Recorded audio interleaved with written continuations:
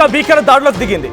ఈ దాడుల నేపథ్యంలో సిరిక్ అనేటువంటి ఒక ఐలాండ్లో అమెరికా తమ F-35 ఫైటర్ జెట్స్తో కొన్ని మిసైల్ని ప్రయోగించి ఆ ప్రాంతాన్ని చుట్టుముట్టేసింది. అయితే ఈ క్రమంలో రెండు వాటర్ ట్యాంకులు కొన్ని సుమారుగా లక్షలాది మంది పబ్లిక్కి సప్లై చేసినటువంటి రెండు వాటర్ ట్యాంకులని ధ్వంసం చేసింది. దీంతో స్థానిక ప్రజలకి నీటి సరఫరా నిలిచిపోయింది. మౌలిక సదుపాయాలపైన అమెరికా దాడిని చాలా తీవ్రంగా ఖండించింది ఇరాన్. హోర్ముజ్ జలసంధి అమెరికా హెలికాప్టర్ను కూల్చేసినటువంటి క్రమంలో హెలికాప్టర్లని కూల్చివేతకు ప్రతీకారంగా అమెరికా ఈ దాడులు చేపట్టింది. జోర్డాన్లోని అమెరికా సైనిక స్థావరం పైన ఇరాన్ కూడా క్షిపణి దాడికి పాల్పడింది. ఇక అమెరికా F-35 ఫైటర్ జెట్ హ్యాంగర్ల పైన ఇరాన్ క్షిపణి ప్రయోగించింది. బహ్రెయిన్లోని అమెరికా నౌకదళంపై కూడా ఇరాన్ డ్రోన్తో దాడులు చేసింది. ఇరాన్ ఎయిర్ డిఫెన్స్ రాడార్ వ్యవస్థల్ని ధ్వంసం చేసింది అమెరికా. ఇరాన్లోని Bandar Abbas, Qeshm island and Sirik ఐలాండ్లో కూడా భారీ పేలుళ్లు సంభవించాయి. విదేశీ సైన్యాలు ఈ ప్రాంతాన్ని విడిచి వెళ్లాలని ఇరాన్ కూడా డిమాండ్ చేస్తోంది. సో ఇప్పుడు సిరిక్ ఐలాండ్కి సంబంధించినటువంటి రెండు హార్మోగన్స్ అనేటువంటి ఆ ప్రావిన్స్లో సిరిక్ ఐలాండ్ దగ్గర రెండు వాటర్ ట్యాంక్స్ని కుప్పకూల్చింది అమెరికా. అయితే నిన్న అపాచీ అనేటువంటి హెలికాప్టర్ హోర్ముజ్ జలసంధి దగ్గర పాట్రోలింగ్ చేస్తుండగా అమెరికా సంబంధించిన హెలికాప్టర్ అది ఇరాన్ ఆ అమెరికన్ హెలికాప్టర్ని పేల్చేసింది. దాంట్లో ఇద్దరు పైలట్ సిబ్బంది కూడా ఉన్నారు, వారిని సేవ్ చేసింది. ఆ ఇద్దరు పైలట్ సిబ్బందులు కూడా అమెరికా రెస్క్యూ చేసి కాపాడుకోగలిగింది. కానీ ఆ హెలికాప్టర్ మాత్రం పేలిపోయింది. ఈ సిచ్యువేషన్లో ప్రతీకార చర్యల్లో భాగంగా అమెరికా మళ్ళీ ఇరాన్పై దాడి చేయడం మొదలుపెట్టింది. అర్ధరాత్రి సమయం నుంచి భయంకరమైనటువంటి దాడి ఇరాన్పై కొనసాగుతోంది.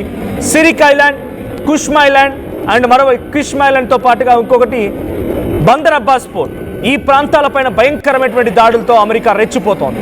ఈ క్రమంలో సిరిక్ ఐలాండ్పై దాడి చేసిన దగ్గర హార్మోగన్స్ అనేటువంటి ఒక ప్రావిన్స్లో ఉన్నటువంటి ఒక డిస్ట్రిక్ట్, అదొక చిన్న ప్రాంతం, పెద్ద అంటే కొన్ని మహానగరానికి సప్లై చేసిన ట్యాంక్స్ అవన్నీ కూడా చాలా దూరంగా నివాసాలు ఉంటాయి. బమని డిస్ట్రిక్ట్ అని చెప్పి ఈ బమని డిస్ట్రిక్ట్లో ఉన్నటువంటి రెండు వాటర్ ట్యాంక్స్ని, ఓవర్ హెడ్ వాటర్ ట్యాంక్స్ని అమెరికా తమ మిసైళ్లతో ఢీకొట్టింది. ఎందుకంటే అక్కడ పబ్లిక్ మొత్తం కూడా ఇప్పుడు నీటి ఎద్దడిని ఎదుర్కొంటున్నారు.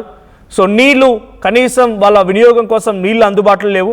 సో దీనిపైన అటు ఇరానియన్ ప్రెసిడెంట్ పెజెస్కియాన్ కానీ IRGC కమాండర్స్ కానీ ఆగ్రహానికి గురవుతున్నారు. They said that US terrorist strikes on Sirik have hit 2 water storage tanks, cutting off access to drinking water for local residents, targeting civilian water infrastructure raises serious humanitarian concerns. ఇది Iranian consulate in ముంబైలో Iranian consulate చెప్తున్న మాట ఏంటంటే US టెర్రరిస్టులు, America టెర్రరిస్టులు అని చెప్తున్నారు. ఇక్కడ US టెర్రరిస్ట్ స్ట్రైక్స్, అమెరికా ఉగ్రవాద దాడులు సిరిక్ అయినటువంటి ఐలాండ్లో ఉన్నటువంటి హార్మోగన్స్ బమని డిస్ట్రిక్ట్లో వాళ్ళు రెండు సివిలియన్ ఇన్ఫ్రాస్ట్రక్చర్స్ పైన, ఓవర్ హెడ్ ట్యాంక్స్ పైన అటాక్ చేశారు. దీంతో అక్కడ లోకల్ పబ్లిక్కి వాటర్ యాక్సెస్ లేకుండా పోయింది. So 2 water heads were struck in enemies attack on Sirik tonight in Bamani district were drinking water has been cut off. ఇది ఇరానియన్ ఇంటర్నేషనల్ మీడియాలో వస్తున్నటువంటి కథనం. ఇంకోవైపు ఇరానియన్ రెవల్యూషన్ గార్డ్స్ వాళ్ళు ఏం చెప్తున్నారు? They had fired a long range missile at 4 locations inside US al అక్రాజ్ base in Jordan. So దీనికి ప్రతీకార చర్యలో భాగంగా మేము కూడా తిప్పి కొడుతున్నాము. మేము జోర్డాన్లో ఉన్నటువంటి US ఎయిర్ బేస్ పై అటాక్ చేశాము. ఆ తర్వాత గార్డ్స్ చెప్తున్న మాట ఏంటంటే they also aimed at including hangars, F-35 ఉన్నటువంటి హ్యాంగర్లపై అటాక్ చేశాం. Crushing and decisive so control facility and they said that they were prepared to give a crushing and decisive reply. నలిపేసేటువంటి ఒక ప్రతీకార చర్య ఉండబోతోంది. పక్కా ప్రెసైజ్గా టార్గెట్ చేసి కొడతాం అమెరికా అని చెప్పి IRGC గార్డ్స్ చెప్తున్నారు. The statement came after United states of America carried out strikes at Iranian waterhead tanks and Iranian public infrastructures. So the latest exchange of war signaled a big massive attack. America రాత్రి నుంచి భయంకరమైనటువంటి దాడులు చేస్తున్న క్రమంలో సిరిక్లో రెండు over head water tanks కుప్పకూలిపోవడంతో water లేవు. దాన్ని తిప్పికొట్టేటువంటి చర్యల్లో భాగంగా మేము కూడా జోర్డాన్లో ఉన్నటువంటి US ఎయిర్ బేస్ని టార్గెట్ చేసి లాంగ్ రేంజ్ మిసైల్ని ప్రయోగించాము. ఆ లాంగ్ రేంజ్ మిసైల్ ఇప్పుడు F-35 విమానాలని కూడా ధ్వంసం చేయబోతోంది అని చెప్పేటువంటి మాటని ఇరానియన్ మీడియా చెప్తోంది. ఇదొక హ్యూమనిటేరియన్ వయలేషన్ గానే చూస్తోంది. ఇరాన్. ఎందుకంటే డైరెక్ట్గా పబ్లిక్ ఇన్ఫ్రాస్ట్రక్చర్ని టార్గెట్ చేసి పబ్లిక్ని ఇబ్బందులకు గురి చేయడం ఇది ఎట్టి పరిస్థితుల్లో కరెక్ట్ అయినటువంటి పద్ధతి కాదు అన్నట్టుగా వారిస్తోంది ఇరాన్. ఇంకా కంటిన్యూషన్లో ఐఆర్జీసీ కమాండెంట్స్ ఎట్టి పరిస్థితుల్లో ఆగే ప్రసక్తే లేదు. వాషింగ్టన్ని కూడా ఢీ కొడతాం, వాళ్ళ ఉద్దేశం వాషింగ్టన్ అంటే అమెరికాని ఢీ కొడతాం అన్నట్టుగా వాళ్ళు మాట్లాడుతూ ఉన్నారు. So US military described it's as operational proportional response to unjustified Iranian aggression. A US official told that the Apache has been downed by Iranian one-way attack drone. Trump said the 2 pilots on board survived without injury and said Washington would respond. నేను ఆయన చెప్పారు. Trump tweet కూడా ఇందాక మీరు చూసారు. ఒకసారి Trump tweet పిచ్చేయండి పేసిఆర్. Trump ట్వీట్లో ఉంది ఏంటంటే మా అపాచీ హెలికాప్టర్ పైన అటాక్ జరిగింది ఇప్పుడే అని నాకు మా గ్రేట్ మిలిటరీ కమాండెంట్స్ చెప్పారు.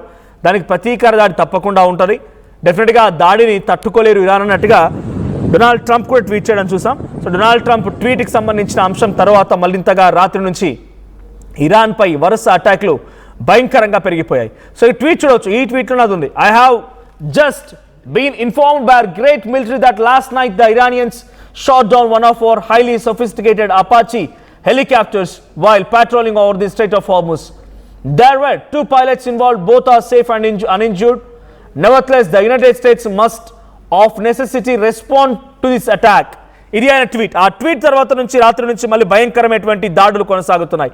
రాడార్ ఇన్స్టాలేషన్స్ పైన, ఇరానియన్ బేసెస్ పైన, ఎయిర్ డిఫెన్స్ సిస్టమ్ పైన, వాళ్ళ దగ్గర ఇన్ఫ్రాస్ట్రక్చర్ పైన అటాక్ చేస్తోంది America.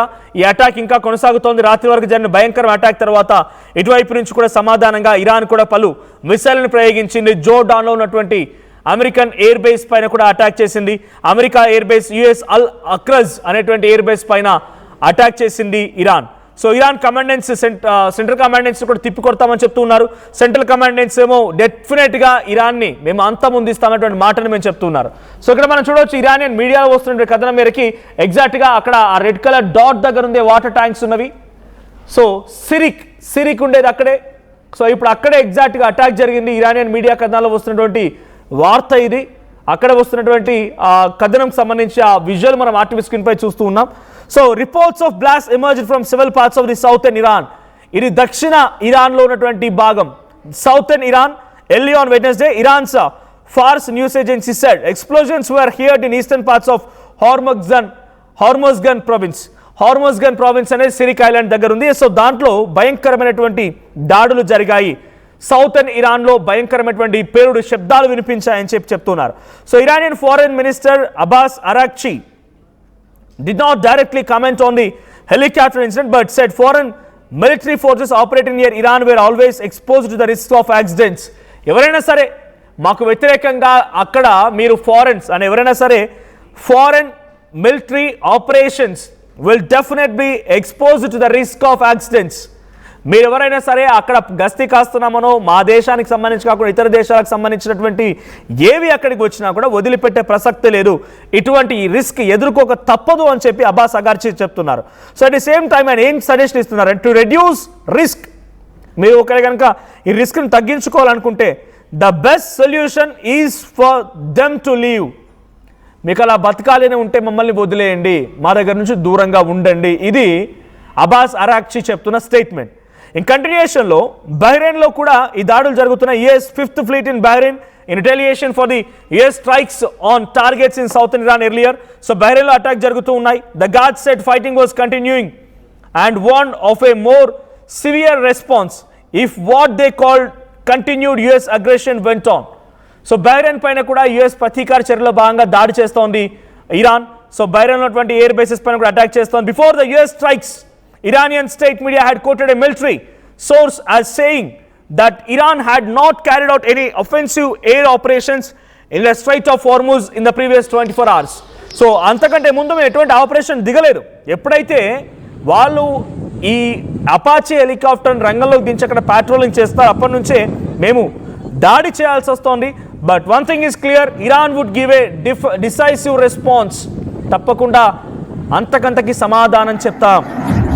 If it faced hostility link to the helicopter incident, ఒకవేళ కనుక ఆ సంఘటన ఆధారితంగానే మాపై మీరు దాడి చేస్తున్నారు అనే రకంగా అయితే కనుక డెఫినెట్గా మేము కూడా మీపై దాడి చేస్తాం. ఇది ఇరాన్ ఐఆర్జీసీ కమాండెన్స్ నుంచి వస్తున్న వాటా. సో ఇప్పటివరకైతే అటు 2 వాటర్ హెడ్ ట్యాంక్స్ కుప్పకూలిపోవడంతో మరింత ఆగ్రహానికి గురైనటువంటి ఇరానియన్ గార్డ్స్ అండ్ కార్ప్స్ వాళ్ళు అగ్రెసివ్గా దాడి చేస్తున్నారు. అటువైపు కూడా చాలా భయంకరమైనటువంటి దాడి కొనసాగుతోంది.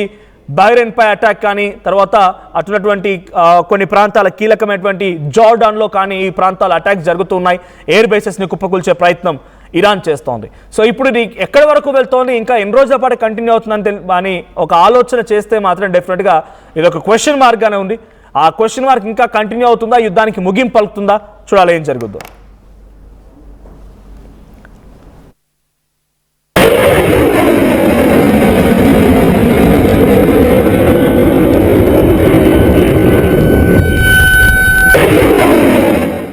To do with Lebanon, and it has to stop. We want to get it finished. There's a report that an army helicopter went down in the strait. Can you give us an update on that? Are the soldiers okay? The pilots are fine. Yeah. And was Nobody that injured. brought it down? We are going to issue a report tomorrow, but the pilots are fine. Yeah. Sir, did you say 2 or 3 days or 2 or 3 weeks? that 2 or you'll be 3 days. You'll be signing a peace agreement. No. We have a good chance of doing it. We should be able to do it in 1 hour.